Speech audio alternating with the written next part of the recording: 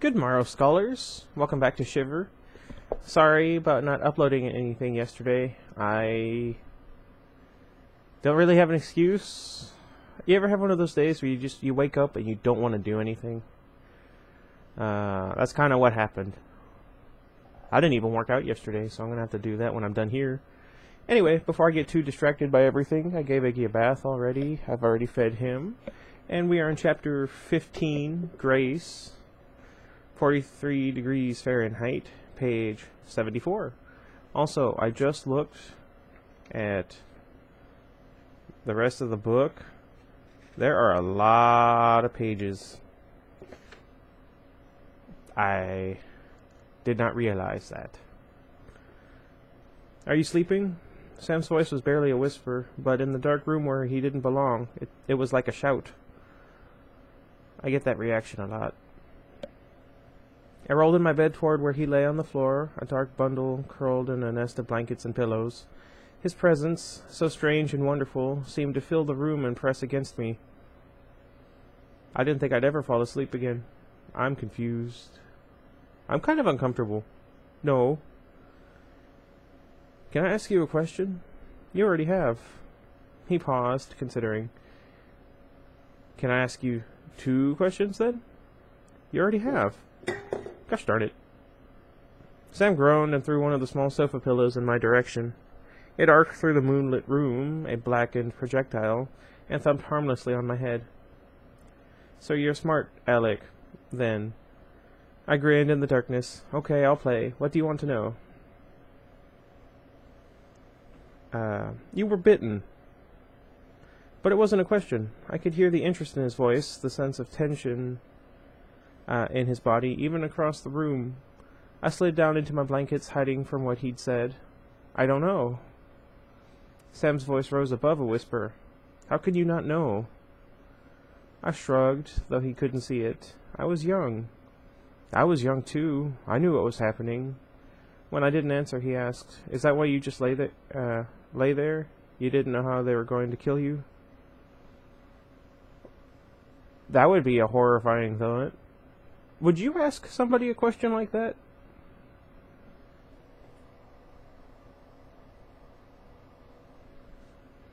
That was weird. I think I'm just seeing things. Anyway, where was I? I stared at the dark square of night through the window, lost in the memory of Sam as a wolf. The pack circled around me, tongues and teeth, growls and jerks. One wolf stood back, ice-decked, rough, bristling along his neck, quivering as he watched me in the snow. Lying in the cold, under a white sky going dark, I kept my eyes on him. He was beautiful, wild and dark, yellow eyes filled with a complexity I couldn't begin to fathom. He gave off a scent the same as the other wolves around me, rich, feral, musky. Even now, as he lay in my room, I could smell the wolf on him, though he was wearing scrubs and a new skin. This is different from Twilight in that, there's some substance behind her obsession, and actually a reason for it. But that doesn't make it any better. For me. I'm an awkward individual. I'm sure you've met me. Well, you haven't met me. You know what I meant. Shut up. Outside, I heard a low, keening howl, and then another. The night chorus rose, missing Sam's plaintive voice, but gorgeous nonetheless. My heart quickened, sick with abstract longing, and on the floor, I heard Sam give a low whimper. The miserable sound, caught halfway between human and wolf, distracted me. Do you miss them? I whispered.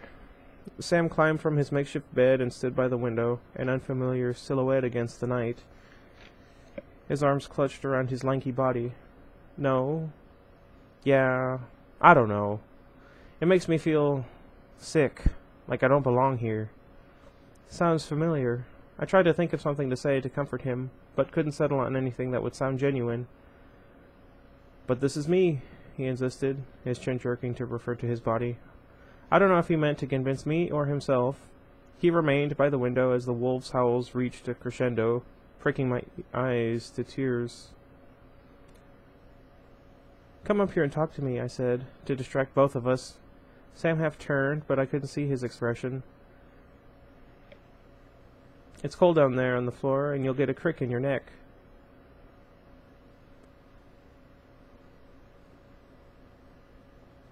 I kind of prefer sleeping on the floor. Although my favorite place to sleep is on the couch. Always has been. Anyway. Where was I? "Just come up here." "What about your parents?" he said. The same question he'd asked in the hospital. I was about to ask him why he worried about them so much when I remembered Sam's story about his own parents and the shiny, puckered scars on his wrists. You don't know my parents." "Where are they?" Sam asked. "Gallery opening, I think. My mom's an artist." His voice was dubious. "It's 3 o'clock in the morning." My voice was louder than I'd meant for it to be. "Just get in. I trust you to behave and to not hog the sheets." When he still hesitated, I said, "Hurry up before there's no more night left." Obediently, he retrieved one of the pillows from the floor, but hesitated again on the opposite side of the bed. In the dim light, I could just make out his mournful expression as he regarded the forbidden territory of the bed.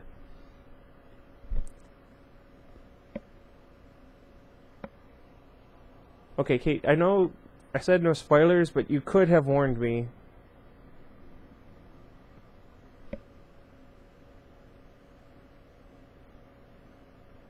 I wasn't sure if I was charmed by his reluctance to share a bed with a girl or insulted that, apparently, I wasn't hot enough for him to charge the mattress like a bull.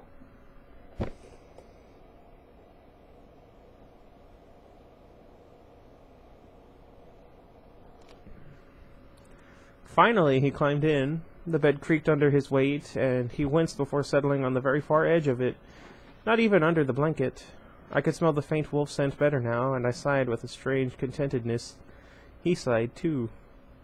"Thank you," he said, formal, considering he was lying in my bed. "You're welcome." The truth of it struck me then. Here I was with a shape-shifting boy in my bed. Not just any shape-shifting boy, but my wolf. I kept reliving the memory of the deck light clicking to life, revealing him for the first time. A weird combination of excitement and nervousness tingled through me. Sam turned his head to look at me, as though my thrill of nerves had sent him a flare. What? I could see his eyes glinting in the dim light a few feet away. "They bit you. You should have changed too, you know?" In my head, the wolves circled a body in the snow, their lips bloody, teeth bared, growling over the kill. A wolf, Sam, dragged the body from the circle of wolves. He carried it through the trees on 2 legs that left human footprints in the snow. I knew I was falling asleep, so I shook myself awake. I couldn't remember whether I'd answered Sam.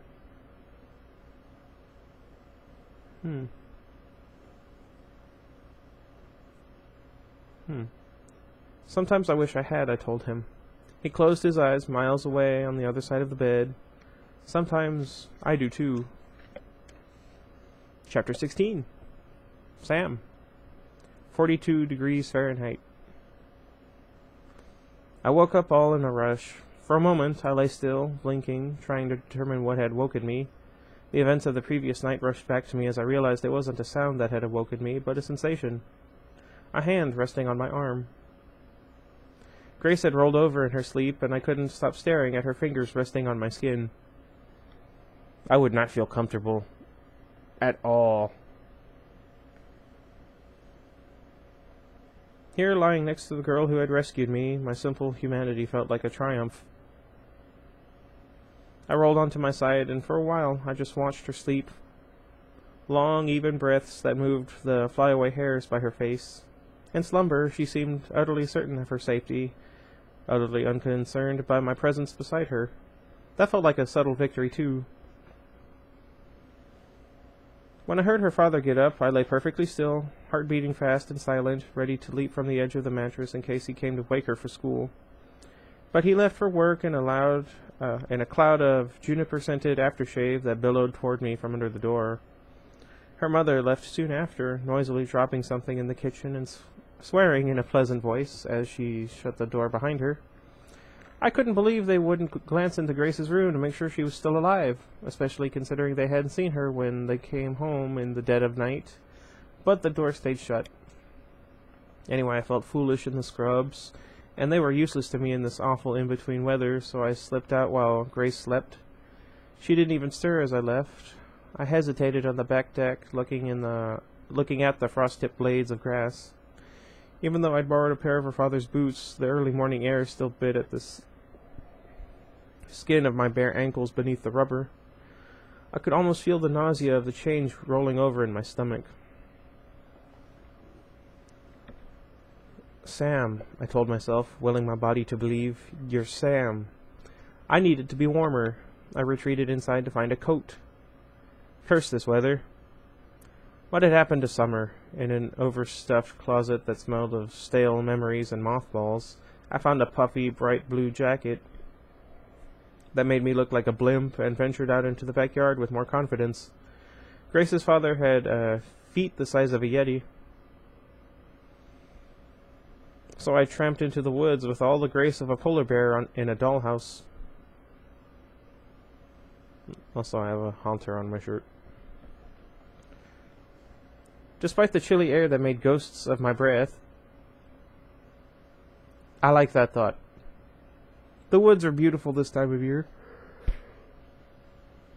Oh, goodness. Where was I? All bold primary colors, crisp leaves and startling yellow and red, bright cerulean sky. Details I never noticed as a wolf, but as I made my way toward my stash of clothing, I missed all the things I didn't notice as a human. What? Though I still had heightened senses, I couldn't smell the many subtle tracks of animals in the underbrush, or the damp promise of warmer weather later in the day. Normally I could hear the industrial symphony of cars and trucks on the distant highway, and detect the size and speed of each vehicle. But now all I could smell was the smokiness of autumn, its burning leaves and half-dead trees. And all I could hear was the low, barely audible hum of traffic far in the distance. As a wolf, I would have smelled Shelby's approach long before she'd come into sight.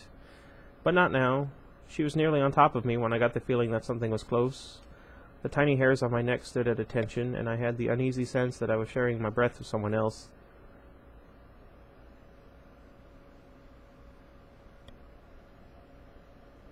I turned and saw her, big for a female, white coat, ordinary, and yellowish in this full daylight. She seemed to have survived the hunt without so much as a scratch. Ears slightly back, she observed my ridiculous apparel with a cocked head. "Shh," I said, and held up my hand, palm up, letting what was left of my scent waft toward her. "It's me." Her muzzle curled in distaste as she backed away slowly, and I guessed she recognized Grace's scent layered on top of mine. I knew I did. Even now, her spare, soapy aroma clung to my hair where I'd lain on her bed and to my hand where she'd held it. Wariness flashed in Shelby's eyes, mirroring her human expression. This was how it was with Shelby and me. I couldn't remember a time we hadn't been subtly at odds. I clung to my humanity, and to my obsession with Grace, like a drowning man, but Shelby welcomed the forgetting that came with her lupine skin. Did I say that right? Of course, she had plenty of reasons to forget. That sounds sad. Now in these September woods, we regarded each other. Her ears tipped toward me and away, collecting dozens of sounds that escaped my human ears, and her nostrils worked, discovering where I'd been. I found myself remembering the sensation of dried leaves beneath my paws and the sharp, rich, slumber-heavy scent of these autumn woods when I was a wolf. Shelby stared into my eyes, a very human gesture, considering my rank in the pack was too high for wolves other than Paul or Beck to challenge me like that, and I imagined her human voice saying to me, as it had so many times before, "Don't you miss it?" I closed my eyes, shutting out the vividness of her gaze and the memory of my wolf body, and instead thought of Grace back at the house. There's nothing in my wolf experience that could ever compare to the feeling of Grace's hand in mine. That's kind of nice. I immediately turned this thought over in my head, creating lyrics. I don't want to. Nah, I'm good. And the second it took me to compose the lyric, maybe one day. Whatever, I'm already here. You're my change of skin, my summer, winter, fall, I spring to follow you. This loss is beautiful.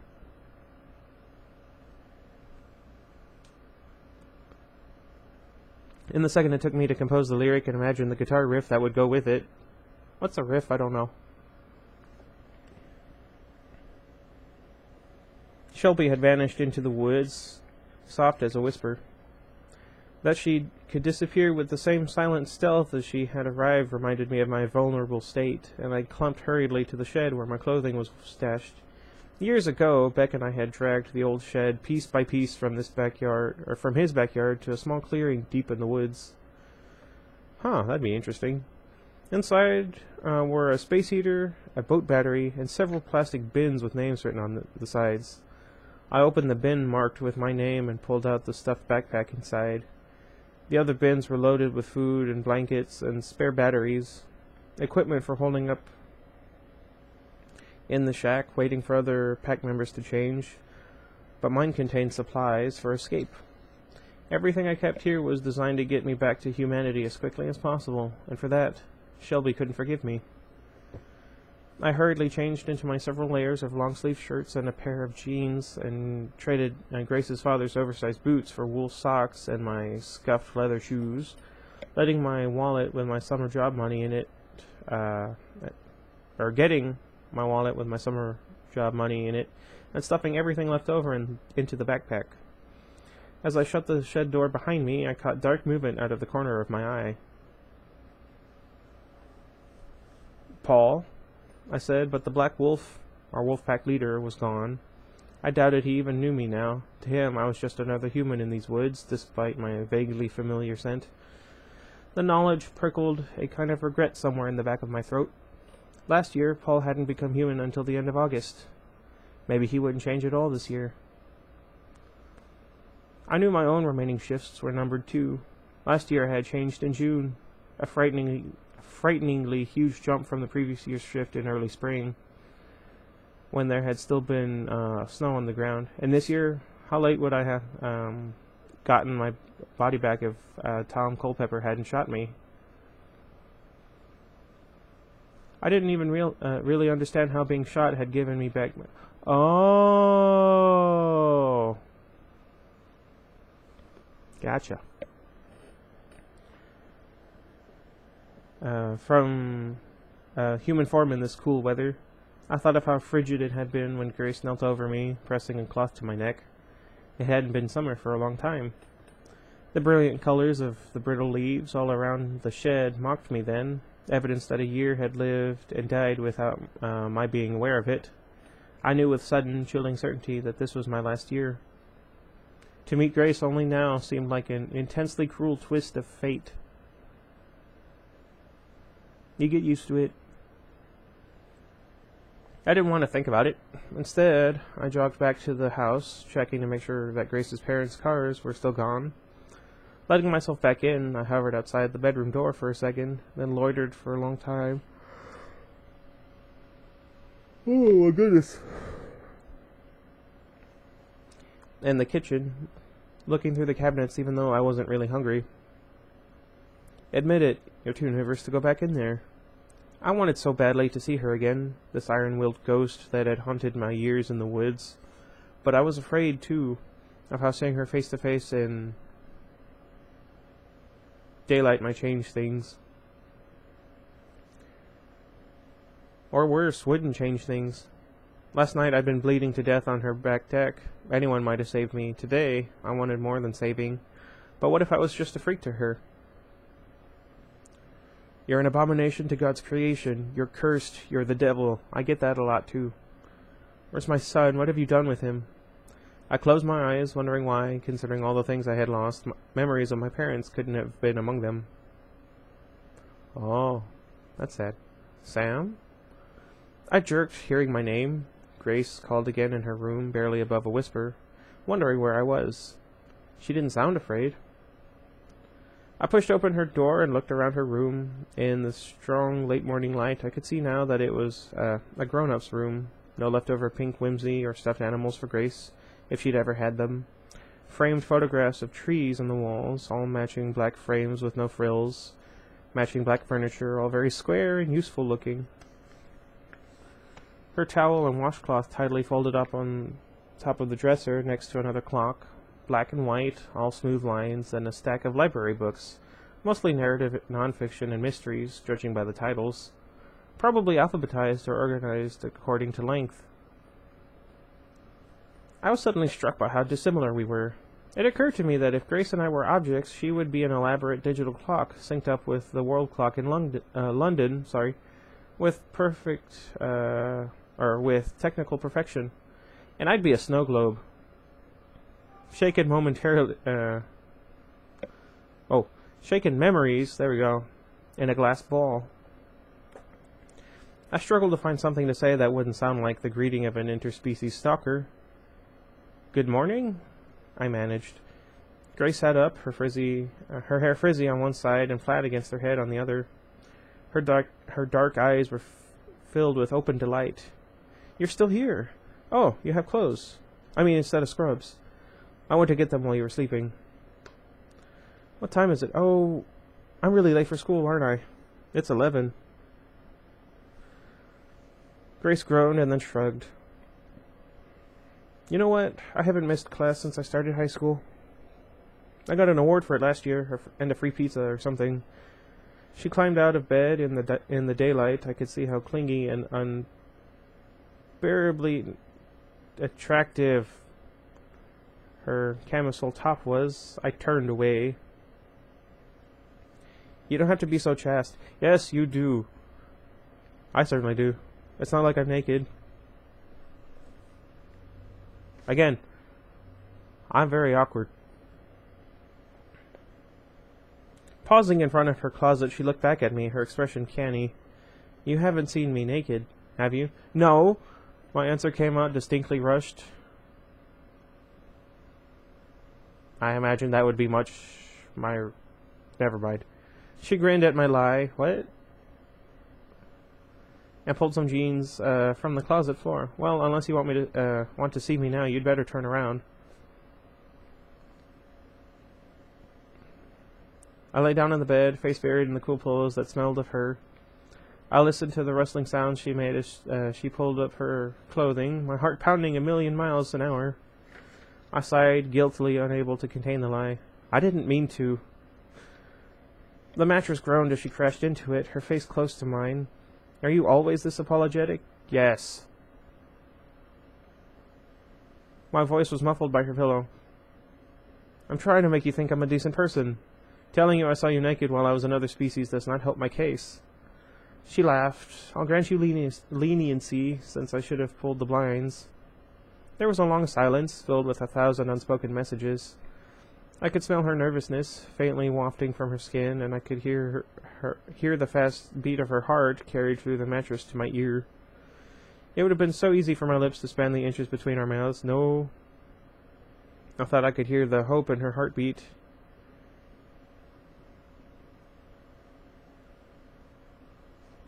We almost done. Okay, we're getting there. Normally, I was good at sensing others' feelings, but with Grace, everything I thought I knew was clouded by what I wanted. She giggled quietly. It was a terribly cute noise. What was that? That was bizarre. And also completely at odds with how I normally thought of her. I'm starving, she finally said. Let's go find breakfast. Or brunch, I guess. I rolled out of bed and she rolled after me. I was acutely aware of her hands on my back, pushing me through the bedroom door. Together we padded softly out into the kitchen. Sunlight too bright blared in the glass door to the deck, reflecting off the white counter and a tile in the kitchen, covering us with both the white light. Because of my previous exploration, I knew where things were, so I started to take out supplies. There we go. As I moved about the kitchen, Grace shouted me. What? Her fingers finding my elbow and her palm brushing along my back, finding excuses to touch me. What? Out of the corner of my eye, I could see her staring unabashedly at me, which she thought I wouldn't notice. It was as tough as it was as though I had never changed, as though I still gazed at her from the woods, and she still sat on her tire swing and watched me with admiring eyes. I'm so confused.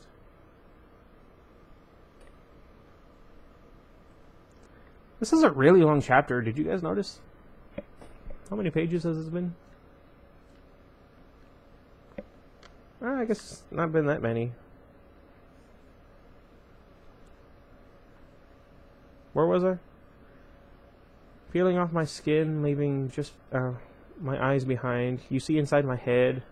Still know that you are mine. What are you thinking? I asked, cracking an egg into a skillet and pouring her a glass of orange juice with human fingers that suddenly seemed precious. Grace laughed. That you're making me breakfast. It was too simple an answer. I wasn't sure if I could believe it. Not when I had 1,000 thoughts competing for space in my head at the same moment. What else are you thinking? That it's very sweet of you. That I hope you know how to cook eggs. For her eyes lifted from the skillet to my mouth for just a second, and I knew she wasn't only thinking about eggs.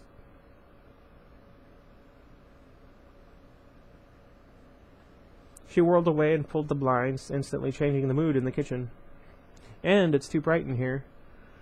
The light filtered through the blinds, casting horizontal stripes across her wide brown eyes and the straight line of her lips. I turned back to the scrambled eggs and tipped them onto a plate just as the toast popped out of the toaster.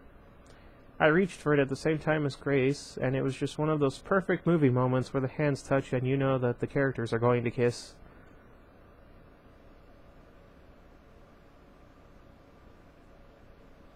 Only this time it was my arm somehow accidentally circling her and pinning her against the counter as I reached for the toast, and bracing against the edge of the fridge as I leaned forward.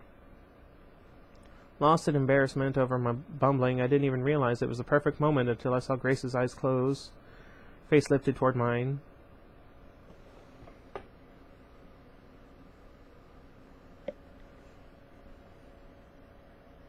I kissed her, just the barest brush of my lips against hers.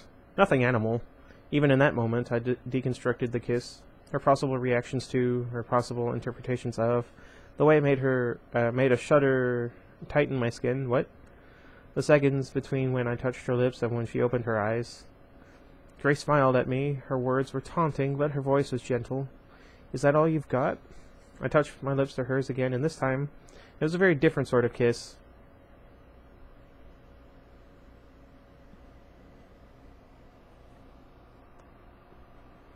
Iggy is still eating.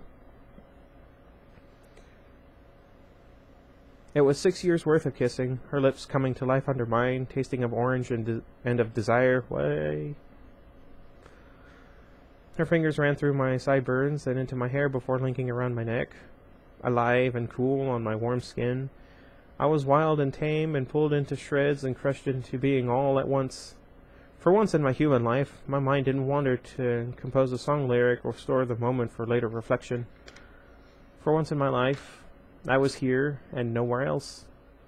And then I opened my eyes and it was just Grace and me. Nothing anywhere but Grace and me. She pressing her lips together as though she were keeping my kiss inside of her, and me, holding this moment that was as fragile as a bird in my hands. Well then. That was fun. Okay, that was a lot longer a chapter than I had wanted it to be. I'm kinda tired. So, yeah. But I'll probably still read some of Witch and Wizard next. Let me know. There's this game. It's called Town of Salem. I'm going to try and get my friends all to get a copy of it and try and play. And I'd love to see if you guys would be interested in watching. So let me know, and until next time, goodbye everybody. Again, I'm really uncomfortable.